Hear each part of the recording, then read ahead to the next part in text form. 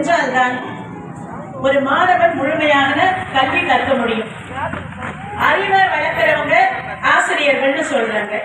அது நம்ம பள்ளிக்கூடத்துல இருக்கிற ஆசிரியர்கள் கற்று தராங்க. ஞானத்தை வளர்க்கிறவங்க ஆச்சாரியார்னு சொல்றாங்க. அது இந்த முனிவர்கள், சித்தர்கள், ஞானிகள் இந்த மாதிரி இருக்கிறவங்க. இப்ப நம்ம அஸ்தலிங்க சுவாமிகள் வந்து ஒரு சிறந்த ஞானி. அஸ்தன்னா கை, கையில லிங்கத்துல வச்சிருக்கிறதாலதான் இவருக்கு ஹஸ்தலிங்கம், தமிழ்ல அஸ்தலிங்கம் அப்படின்னு சொல்றாங்க. அப்படி லிங்க திருமேனியா நம்ம இந்த குருவை பார்க்கிறோம். ஆசிரியர்கள் குரு மாணவர்களுக்கு அறிவு செல்வத்தை அள்ளி அள்ளி கொடுக்குறாங்க.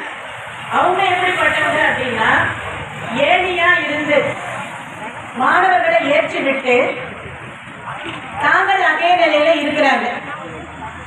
அதனாலதான் வந்து ஆசிரியர்கள் அதே நிலையில இருக்காங்க, மாணவர்கள் உயர்ந்து கொண்டே போகிறார்கள்.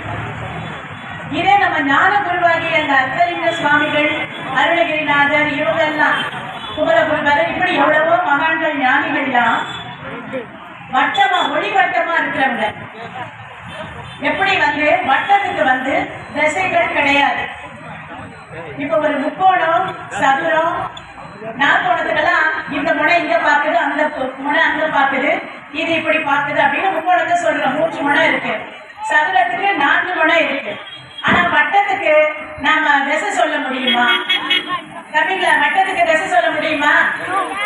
முடியாது. ஏன்னா எல்லா திசையும் ஒரே பக்கமா இருக்கு, ஈக்குவலா இருக்கு, சமமா இருக்கு. ஒரு குரு வந்து வட்ட வடிவமா ஒளி வட்டமா இருக்காரு, மூச்சியமா இருக்காரு. அதனாலதான் மூச்சியத்துக்கு எப்படி திசைகள் கிடையாதோ அந்த மாதிரி ஒரு குருவுக்கு பாரபட்சம் கிடையாது. எல்லா மக்களையும் ஒரே மாதிரி பார்க்கிற, எப்படி நிலவு ஒளிவட்டம் எல்லாருக்கும் ஒரே மாதிரி அருளை வழங்குதோ அது போல குருவும் தன்னுடைய ஒளி கருவிகளை எல்லா மனிதர்களுக்கும் வழங்குகிறார். அதனாலதான் நம்ம ஞானிகளை பூஜ்ய ஸ்ரீன்றோம். பூஜ்யம்னா ஒளி வட்டம். பூஜ்யத்துக்குள்ளே இருந்து ராஜ்யத்தை ஆள்பவர் குருமார்கள். ஒன்றுமில்லாத நமக்கு ஒளி வெள்ளத்தை தந்து தாங்கள் அந்த வட்டத்துக்குள் இருப்பதால் தான் எல்லா சுவாமிகளையும் பூஜ்ய ஸ்ரீ ராகவேந்திரா, பூஜ்ய ஸ்ரீ பரமானந்தா, பூஜ்ய ஸ்ரீ ராஜா சுவாமிகள் அப்படின்னு நம்ம சொல்றோம்.